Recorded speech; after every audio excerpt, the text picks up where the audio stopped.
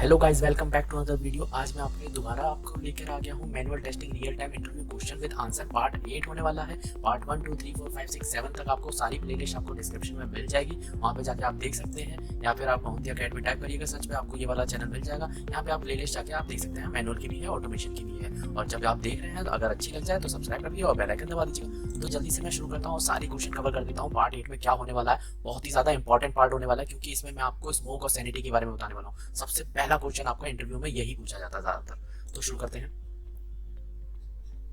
Highlighter, manual testing real time interview question with answer part 8 होगा ये। इसमें सबसे पहला देखते हैं, what is smoke and sanity testing. सबसे ज्यादा पूछने वाला क्वेश्चन, स्मोक और सैनिटी के बारे में बता दो जल्दी से। स्मोक और सैनिटी के बारे में हम देखते हैं और थोड़ा सा और डिटेल में देखेंगे इसके बारे में। सबसे पहले डेफिनेशन पे चलते हैं। It is a kind of software testing perform after software build to ascertain that critical functionality of the program is working fine. समझ में आया? चलो तो मैं समझाता हूँ। जैसे आपको डेवलपर ने कोई भी बिल्ड दी, तो वो बिल्ड है ना, टेस्टेबल है या नहीं है, मतलब आप उस पर सारे टेस्टिंग फेजेस इंप्लीमेंट कर सकते हैं या नहीं कर सकते। मतलब आपको किसी ने बिल्ड दी, आपने है ना डायरेक्ट है ना अपने टेस्ट केसेस एग्जीक्यूट करना स्टार्ट कर दिया, फिर थोड़ी देर बाद पता पड़ी कि भाई ये तो बिल्ड स्टेबल ही नहीं है, इसमें तो बग निकल रहे हैं, तो इसमें आपका टाइम बर्बाद हो गया ना। तो उससे पहले आपको सबसे पहले स्मोक टेस्टिंग करनी है। स्मोक टेस्टिंग करते ही आपको मेजर फंक्शनैलिटी चेक करनी है, और अगर वो सही चल जा रही है उसके बाद हम टेस्ट केसेस अपने एग्जीक्यूट कर सकते हैं। तो सेम चीज़ वही चीज़ होती है इसमें स्मोक टेस्टिंग में। देखो इसमें भी ये लिखा था, purpose is to reject a badly broken application. कोई भी एप्लीकेशन आपको दी डेवलपर ने और पूरी तरह ब्रोकन है, मतलब कुछ भी नहीं चल रहा, उसमें बहुत सारे बग्स आ रहे हैं, यहाँ क्लिक किया तो क्रैश हो गया, यहाँ क्लिक किया तो एरर दे दिया, तो ये हो गया बैडली ब्रोकन एप्लीकेशन। इसमें क्या करेगा, QA team does not waste time installing and testing the software application. इसमें क्यूए टीम अपना टाइम बर्बाद नहीं करेगा, इसलिए सबसे पहले वो स्मोक टेस्टिंग कर लेगा सबसे पहले। ठीक है, फिर इसके बाद आता है, in smoke testing the test cases choose to cover the most important functionality और component of the test. The objective is not to perform exhaustive testing but verify the critical functionality of the system are working fine. मतलब इसमें पूरी तरह exhaustive testing नहीं करेंगे, बस खाली critical functionality को हम चेक करेंगे कि वो ठीक से चल रही है या नहीं चल रही। ठीक है, अब देखते हैं सैनिटी क्या होता है। सैनिटी के लिए सबसे पहले देख लेते हैं। Sanity testing is a kind of software testing performed after receiving a product software build with minor changes in code or functionality to ascertain that the bug has been fixed and no further issue are introduced due to these changes। ये चीज़ें आपको समझ में आ गई होगी। चलो मैं दोबारा एक और बार बता देता हूँ सैनिटी क्या होता है। देखो सैनिटी में कुछ नहीं होता, अगर कोई भी माइनर सा चेंजेस हुआ कोड में कुछ माइनर सा चेंजेस हुआ, या फिर कुछ भी फंक्शनैलिटी में थोड़ा बहुत चेंज करके आपको दिया जा रहा है, तो उसके लिए आपको सैनिटी रन करना पड़ेगा। कि एक बार सैनिटी रन करके देख लो कि भाई सारी चीज़ें स्टेबल हैं, कहीं इसकी वजह से बाकी चीज़ें तो इम्पैक्ट नहीं हो गई।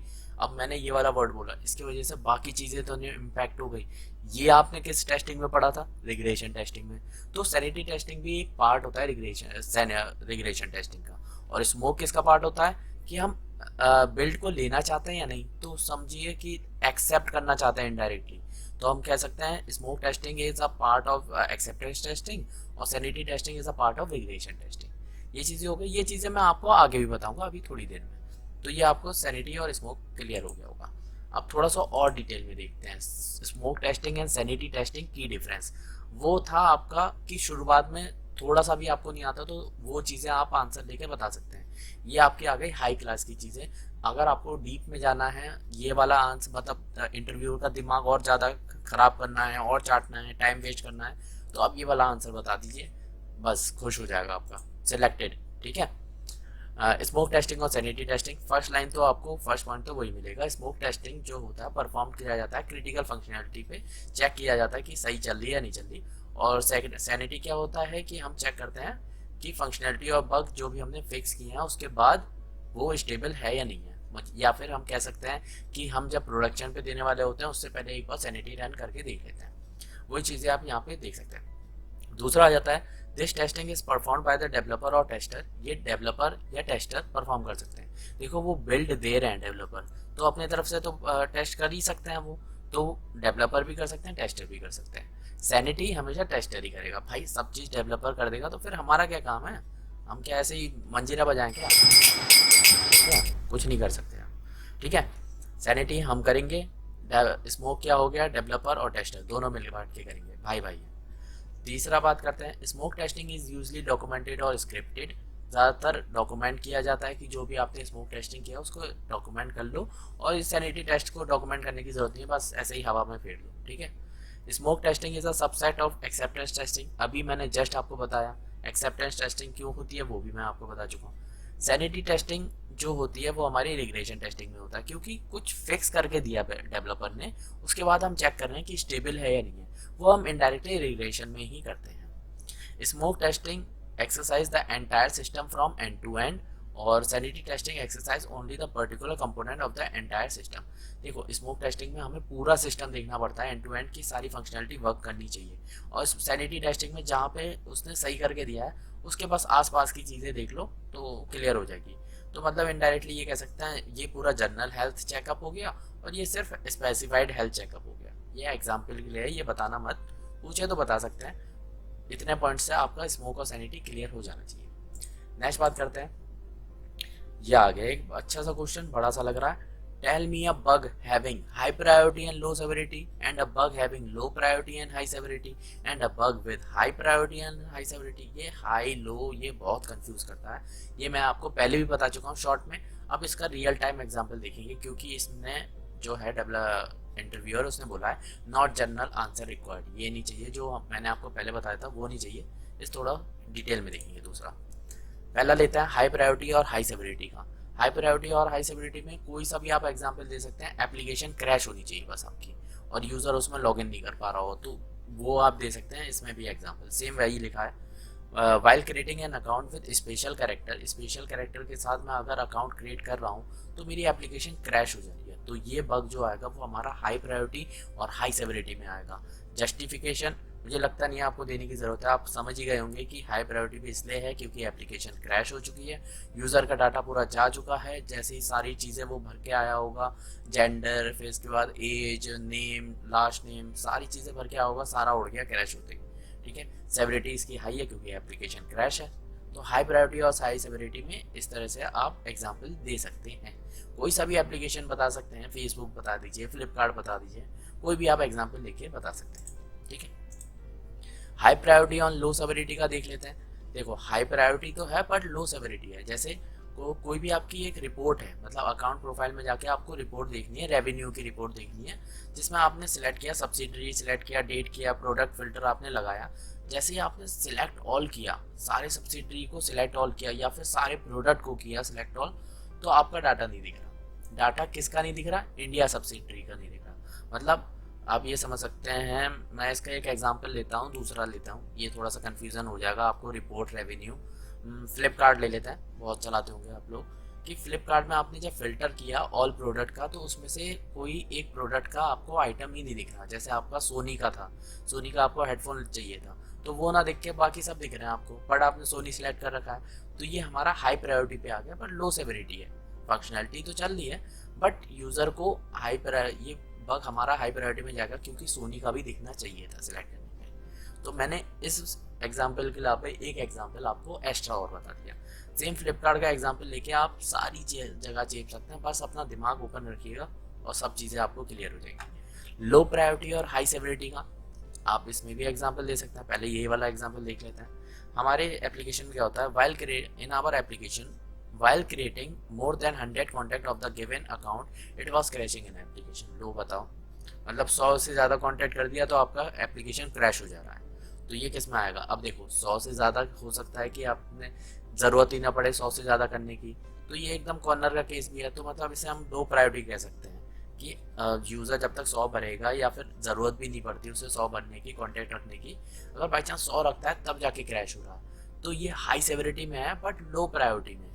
इसका एग्जांपल आप फ्लिपकार्ट वाला सोच के देखिएगा कि क्या हो सकता है लो प्रायोरिटी में बट हाई सेवरिटी हो सकती है, ठीक है, जिसमें एप्लीकेशन को क्रैश करवाना है आपको या फिर बहुत ही तगड़ा फंक्शनलिटी नहीं चल रही हो, तो वो चीज़ें आपको सोचनी है। और लो प्रायोरिटी ये आपका होमवर्क है, सोच के रखिएगा इसका। लो प्रायोरिटी एंड लो सेवरिटी का, अरे सिंपल है यार, कोई भी स्पेलिंग मिस्टेक कर दो, कहीं कोने की फाइल में जाके कुछ छोटा सा गलत हो रहा है, तो वो हमारा लो प्रायोरिटी लो सेवरिटी में आएगा। Spelling mistake in our help file of the application, so it was a bug having low priority and low severity. Priority of the bug was low as the chances of accessing that help file was less. Severity भी लो है क्योंकि इसकी functionality पे कोई भी impact नहीं पड़ता, spelling mistake है तो कोई इम्पैक्ट नहीं करता। मीडियम प्रायोरिटी और मीडियम सेवरिटी ये भी कभी कभार पूछ लेता है। यहाँ पे हम वही वाला रेवेन्यू वाला उठा सकते हैं या फिर आप अपना फ्लिपकार्ट वाला भी बता सकते हैं।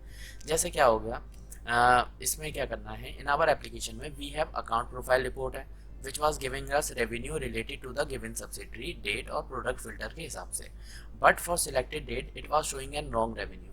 आपने कोई डेट सिलेक्ट किया बट आपको कुछ अलग ही रेवेन्यू का रिपोर्ट दिखा रहा है। सो ये हमारा मीडियम प्रायोरिटी है और मीडियम सेवरिटी है। फंक्शनैलिटी तो काम कर रही है बट गलत कर रही है, ठीक है। और मीडियम प्रायोरिटी इसलिए है क्योंकि आपका जो चाहिए था वो आपको नहीं मिल पाया, और इतनी जल्दी ये सही भी होना चाहिए, क्योंकि गलत आएगा, गलत रेवेन्यू दिखाएगा तो यूज़र तुरंत अनइंस्टॉल कर देगा आपका सॉफ्टवेयर, ठीक है। ये आपको मैंने बता दिया हाई प्रायोरिटी हाई सेवरिटी। अब एक और आ जाता है व्हाट इज़ बग रिपोर्ट। अब बग रिपोर्ट क्या होता है भाई, इतनी सारी चीज़ें तो बता दिया, बग रिपोर्ट भी बता देते हैं। देखो बग रिपोर्ट क्या होता है, बग रिपोर्ट आपको इन्फॉर्मेशन देता है कि आपने कितने बग अभी तक लॉक्ड किए, उनमें से कितने प्रपोज स्टेट में हैं, एक्टिव स्टेट में कितने हैं, कितने क्लोज कर दिए, कितने रीओपन कर दिए, कितने आपने रिजेक्ट कर दिए, कौन से की बग की प्रायोरिटी है, सेवरिटी किसकी है। ये सारी चीज़ें आपकी बग रिपोर्ट में क्लियर हो जाएगी। अभी मैं आपको इसका फॉर्मेट दिखाता हूँ। फॉर्मेट देख लेते हैं हम बग रिपोर्ट का।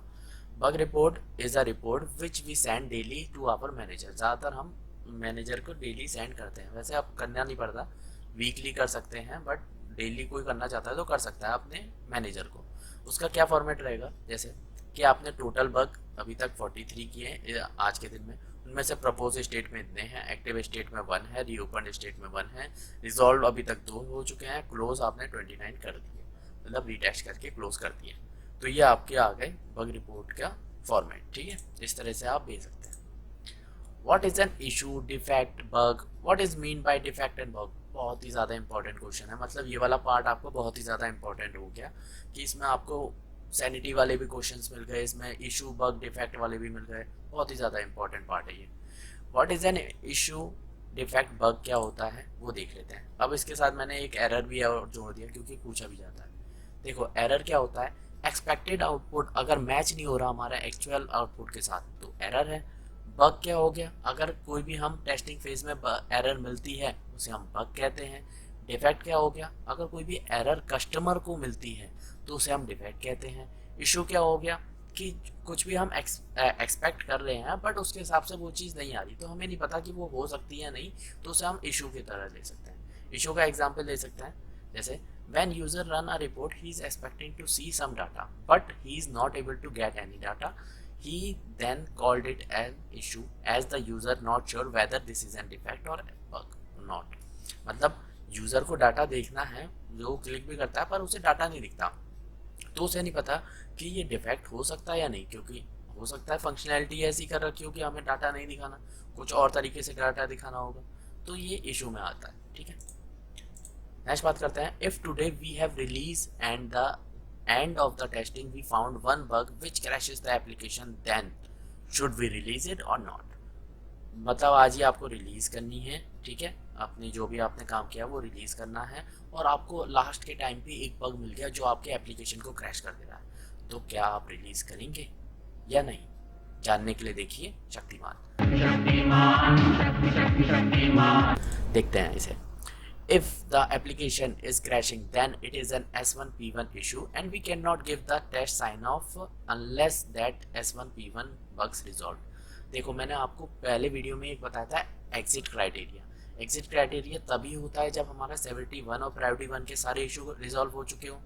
तो इसमें अगर हमारा जो बग क्रैश हो रहा है, मतलब एप्लीकेशन क्रैश हो रही है, तो वो हमारी 71 और प्रायोरिटी 1 में आ गया, तो इसके हिसाब से तो हम रिलीज़ कर ही नहीं सकते, हमारा एग्जिट क्राइटेरिया फुलफिल ही नहीं हो रहा, तो हमें अपनी रिलीज़ को पोस्टपोन करना पड़ेगा किसी भी तरह, ठीक है।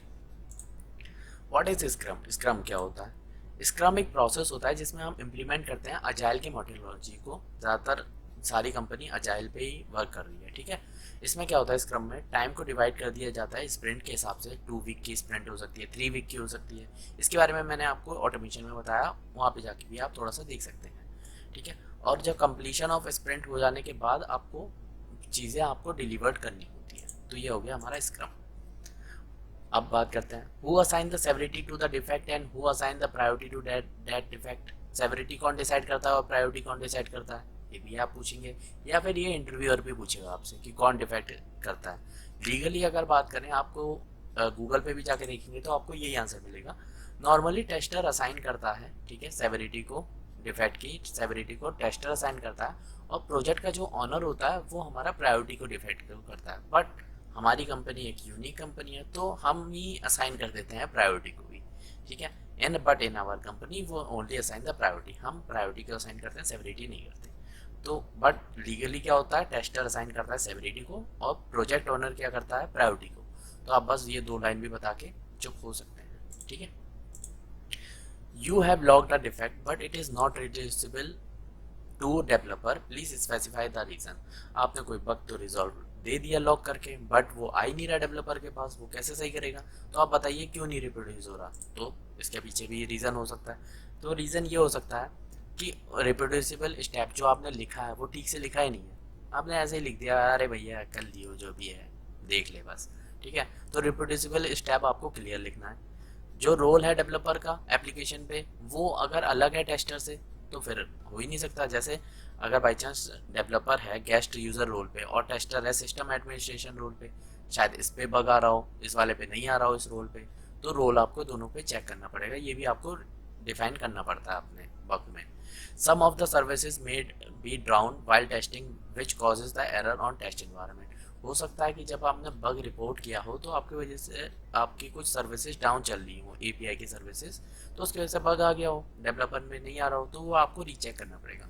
कोई एनवायरनमेंट का भी इशू हो सकता है कि एक टेस्टिंग एनवायरनमेंट में हो पा रहा है और डेवलपिंग में नहीं हो पा रहा, वो आपको देखना पड़ेगा इसमें भी। सम अदर सॉफ्टवेयर हो सकता है, जैसे कोई दूसरा सॉफ्टवेयर उसको होने नहीं दे रहा, क्रिएट नहीं करने दे रहा, और आपके वाले में क्रिएट करने दे रहा है, तो वो चीज़ें भी आपको देखनी पड़ेगी।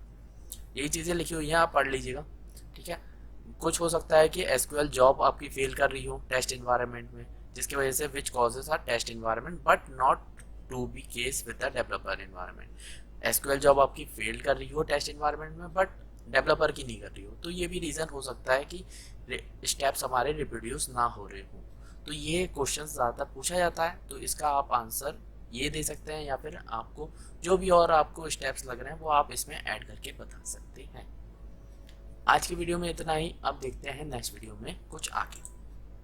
और अगर चैनल पे नए आए हो तो सब्सक्राइब कर लेना, पार्ट 9 जल्दी आने वाला है, पार्ट 9 10 पता नहीं कितने आने वाले हैं, बहुत सारी चीज़ें आने वाली हैं, तो सब्सक्राइब कर लेना और टेलीग्राम चैनल ज्वाइन कर लेना इस पीडीएफ के लिए, ठीक है। और लाइक करके ज़रूर जाना यार, मोटिवेशन मिलता है मुझे इससे। वीडियो देखने के लिए थैंक यू सो मच।